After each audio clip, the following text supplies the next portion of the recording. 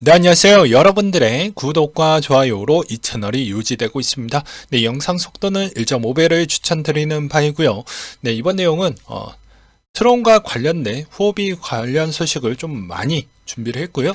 그 뒤로 스케줄표와 또 여러 가지 소식들을 한번 준비를 해봤으니까 같이 한번 보도록 할게요. 일단 후오비 보게 되면 저스틴 선의 변호를 지금 계속 해주고 있는 실정인데, 지금 소문을 보게 되면 후오비 내부 직원 소통 채널 모두 폐쇄했고, 파이오넥스의 후오비 H회사 자금을 전액 회수했으며 이출금을 막고 가두리 잡코인 상장을 하고 있고, 직원의 급여 관련 문제와 후오비 임직원의 최대 50% 정리 해고를 지금 계획 중에 있으며, 후오비 거래소 토큰 폭락과 지금 USDT 디페기 형상이 계속 이루어지고 있다, 이런 소문이 계속 돌고 있는데요. 이 와중에 또 위믹스가 여기에 후오비와 파트너십을 맺었다고 합니다. 무슨 생각일까요? 위믹스는 진짜 열심히 일할 생각으로 후오비와 손을 잡았는지 갸우뚱하기도 하고요. 그 다음으로 후오비가 HT 유통량의 81%를 보유하고 있기 때문에 거래소 토큰의 의존율이 상당하다라는 걸 알 수가 있겠죠. 후오비 토큰의 1억 6,220만 개 중에 1억 3,160만 개 정도라고 보시면 될 것 같고요.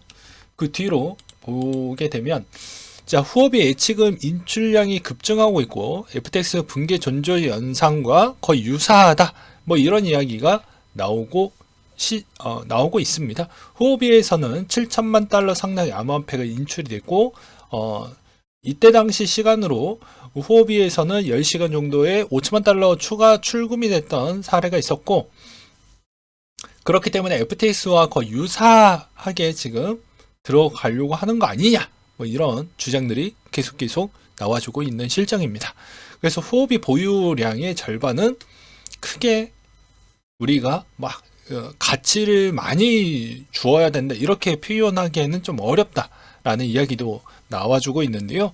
자, 자금 유출이 지속되고 있는 것도 문제이지만 후오비 보유량의 절반은 자체 토큰과 거래소 토큰으로 되어져 있다라는 치명적인 약점이 또 있다라는 것이죠. 그래서 HT 토큰과 트론의 폭락에서 이제 50%가 안 넘지만 원래 50%가 넘었던 것으로 되어져 있다. 그래서 저 빨간 박스만 보아도 알 수가 있겠죠. 그 다음에 HT 토큰과 트론의 후오비 퍼드가 지속되면서 폭락하고 있는데, 바이낸스 퍼드에 견린 이유는 부채 없는 거래소 토큰과 압도적인 피통이지만 후오비는 그런 게 없죠.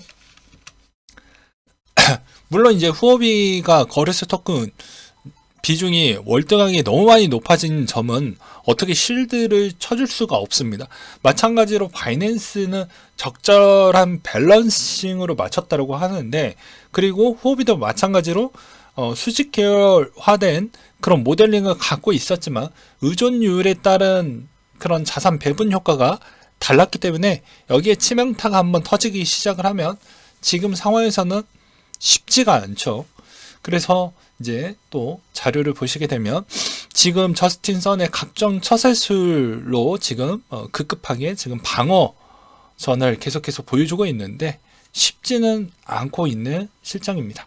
그래서 저스틴 선이 여러 가지 지원 준비하고 인수 가능성도 이야기 나오고 복구 펀드에 참여도 신청을 하겠다, 이런 이야기가 계속해서 11월 달에도 이렇게 많이 나왔는데, 결과론적으로는 후오비까지는 약간은 버거울 것으로 보여집니다. 근데 이번에 저스틴 선이 이걸 틀어막기 위해서 약 일주일간 1억 달러 정도 스테이블 코인을 출금을 했다라고 하더라고요. 어디에서 메꿨나 한번 봤더니 바이낸스에서 1억 달러 뽑아가지고 후오비에다가 좀 집어 넣었다고 합니다. 그래서 이게 과연 이게 계속 이런 형태로 잘 버텨줄 수 있을지도 저도 좀 매우 궁금해지고요. 그리고 후오비도 이제 대시보드를 또 준비를 하면서 우리 이렇게 신뢰도를 최대한 보여주려고 노력을 많이 하고 있는데 잘 될지는 저도 잘 모르겠어요. 최근 USDT 동향을 보게 되면 루나 사태 때 또 한번 두드려 맞고 나서 그 다음에 2차로 FTX 부분에서 또 한번 두드려 맞고 지금 3차 위기까지 오기도 했었는데, 이 시기를 잘 넘기면 뭐 계속 결과론적으로도 이야기를 하지만 살아남으면 그 다음 시즌을 맞이할 수가 있습니다. 근데 살아남지 못하면 그 다음 시즌은 없는 것이죠. 그렇기 때문에 쉽지가 않을 것으로 보여지지만 그래도 나름대로 열심히 뭐 아둥바둥 했던 게 우리는 많이 알고 있잖아요. 네. 그렇기 때문에 이 스테이블 코인 쪽에서도 여러 가지 아직 변화의 물결은 계속 남아 있을 것 같다. 이런 이야기를 좀 드리고 싶습니다. 네. 그 다음으로 HT 토큰에 있는 가격대인데요. 한번 한번 가다가 지금 겨우 소생을 했다라고 볼 수 있습니다. 나락갔었을 때가 대략 가격대가 못해도 거의 3달러가 거의 됐었을 것 같은데 쉽지는 않았을 것 같습니다. 제가 봐도. 예. 아니군요. 네, 4달러 정도 선에서 그래도 좀 나왔다. 지금 어느 정도 좀 올라왔다 정도로 보시면 될 것 같습니다.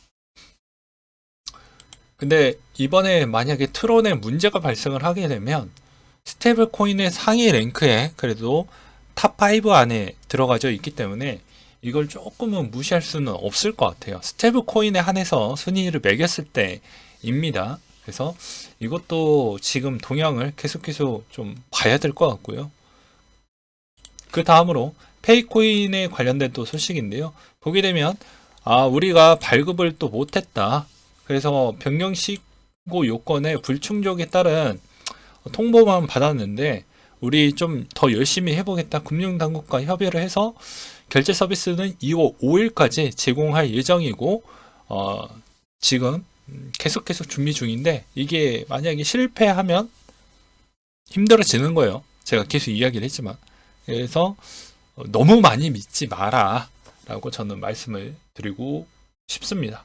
왜냐하면 이때까지 우리는 믿을 수 있는 게 딱 두 가지밖에 없어요. 돈, 서류예요. 예, 항상 우리 크립토에 있는 CEO분들 막 이 달콤한 메시지를 많이 줬잖아요. 예, 이때까지 그런 거 다 필요 없다라고 이야기했습니다. 그리고 무조건 서류도 그냥 아무런 보증이 없는 그런 서류 말고 확실한 보증이 있는 그런 서류들에 한해서 이야기를 하는 거예요. 뭐 백서 같은 거 이런 거 보는 거 아니고요.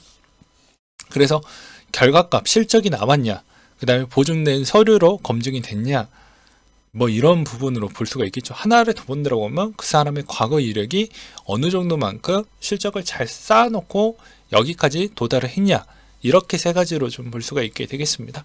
그래서 여기에서도 금융당국이 요청한 실명 인증 가상기장 확인서 발급에 대해서 최선을 다하고 있다고 하는데 쉽지가 않죠.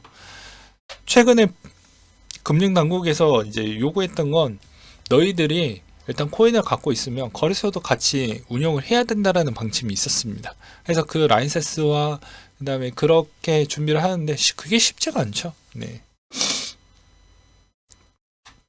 그 다음으로 바이낸스 코팍스 인수설 이제 출처는 알고란 TV에서 나왔던 내용 기반으로 좀 설명을 드리려고 하는데요. 현실적으로 선물 거래, 오더부 공유는 좀 어려울 것 같다. 왜냐면 국내에서 선물 거래는 어렵죠. 예, 불법으로 일단은 되어져 있습니다. 그러다 보니까 아무래도 쉽지는 않을 것 같고 이걸 좀 우회해서 아마 가져가는 거 아니냐 라는 이야기가 있었습니다. 그 내용은 무엇이냐면 이게 계정을 연동을 시켜서 이걸 이제 유저들에게 쉬운 인터페이스를 제공을 해서 이제 곧발사해서 바이낸스로 자산 공유가 되는 형태로 아마 진행이 되게 되면 코팍스가 좀 더 좋은 성장 동력을 보여주지 않겠냐라는 의견도 있거든요. 근데 잘 모르겠어요. 이게 이제 문제성이 있을지 없을지 저도 좀 헷갈립니다. 그 다음으로는 뭐 그냥 단순 지분 투자성으로도 뭐 갈 수 있다. 그 이상도 그 이하도 아니다.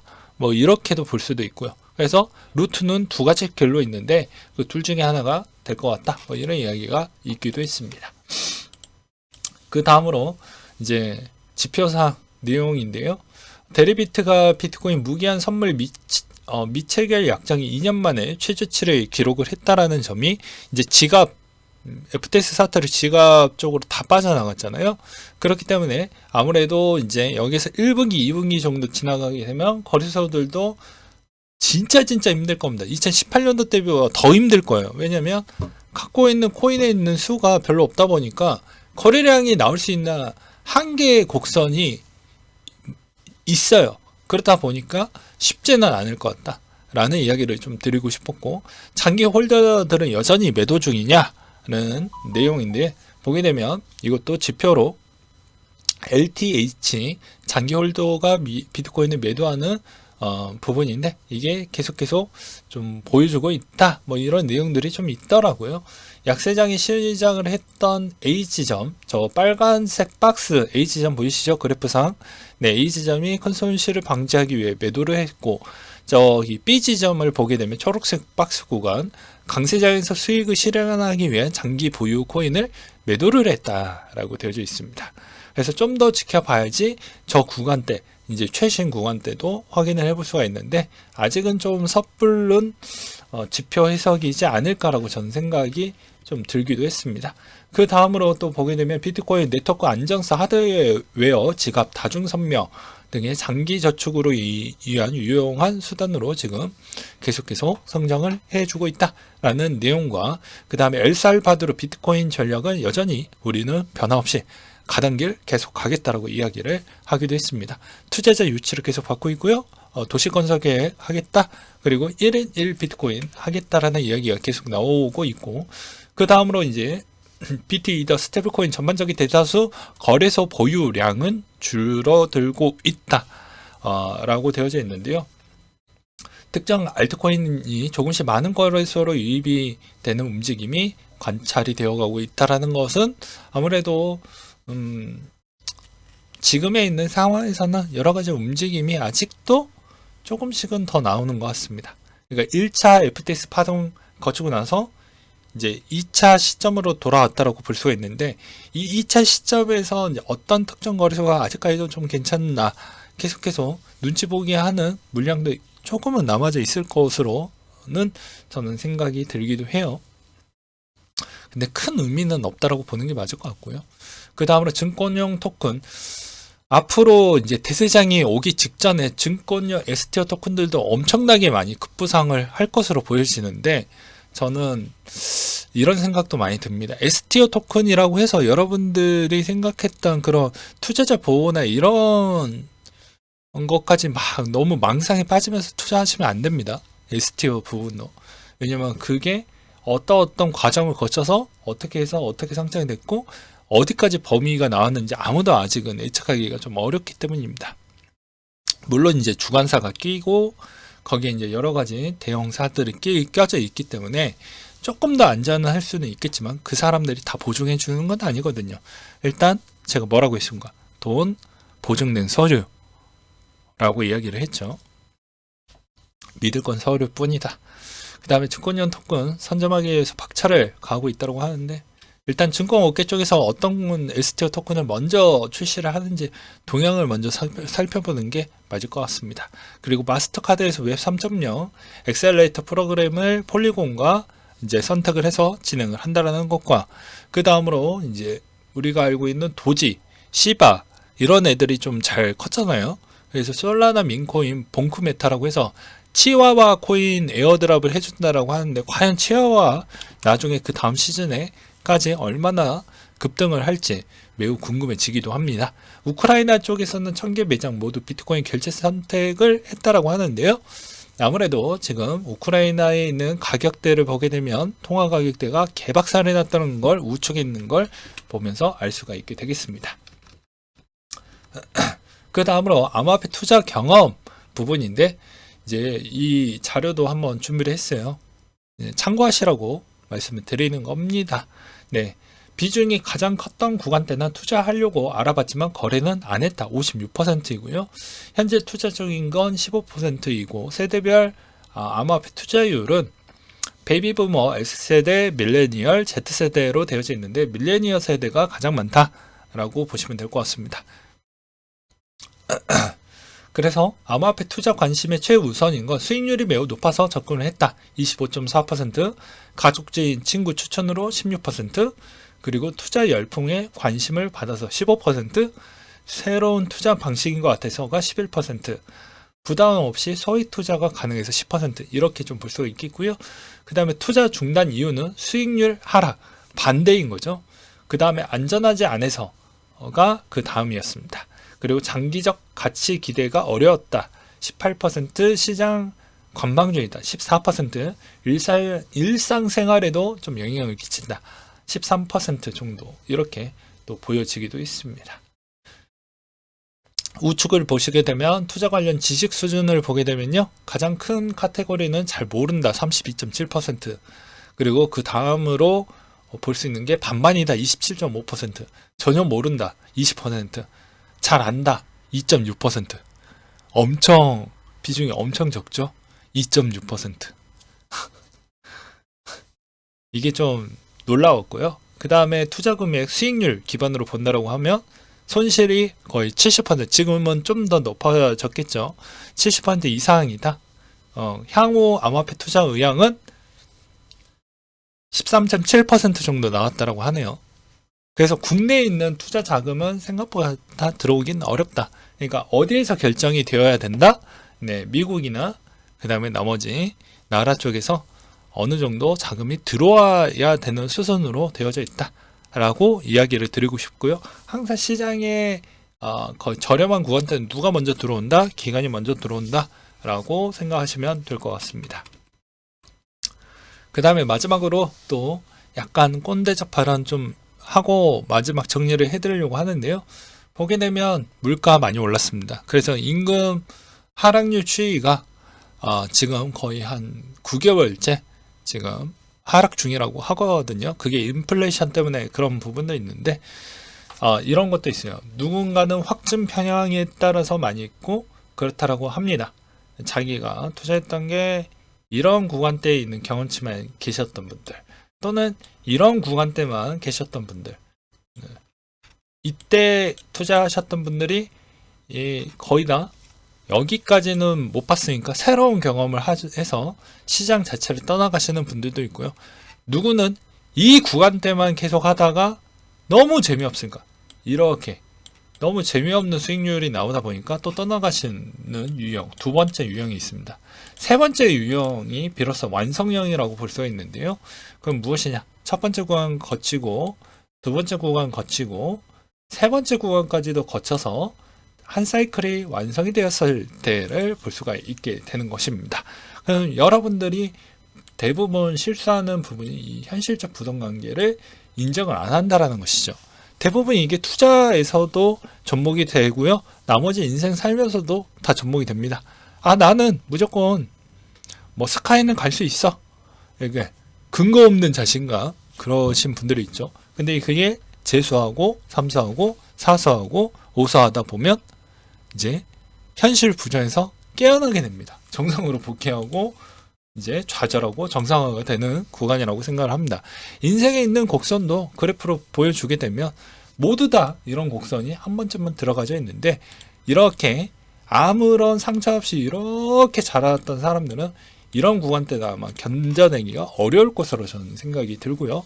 아마 이번에서도 새로운 경험과 이번에서도 적절한 대처와 나의 그런 능력들을 잘 버무려서 이번 시즌도 잘 넘어간다라고 하면, 제이롭게 잘 넘어간다라고 하면 또 좋은 결과는 오긴 오지만, 이 보시게 되면 밸류에이션과 시간이 들어가져 있습니다. 시간이라는 게 어느 정도 필요하다라는 거예요. 다시 회복을 해주려고 한다라고 하면요. 그렇기 때문에 여러분들이 다수 쪽으로 갈 거냐, 소수 쪽으로 갈 거냐, 여러분들이 선택을 하시는 거고, 소수가 두 가지 오리점은 있습니다. 항상 두 갈래 길이 있다라고 제가 이야기를 했죠. 정책을 해도 승기능과 역기능, 그리고 두 가지 영향도 뭐라고 했습니까? 하나의 길은 나에 따른 오류와 그 다음에 주변에서 있는 사기꾼들로 인해서 다른 길로 갈 수 있는 그런 길이 있고요. 또는 내가 잘 그걸 대처하고 잘 경험하고 그걸로 깨달음이 얻었다고 하면 바른 길과 옳은 길로 갈 수가 있다는 것이죠. 여기까지 이야기를 하고 이상으로 마치도록 하겠습니다.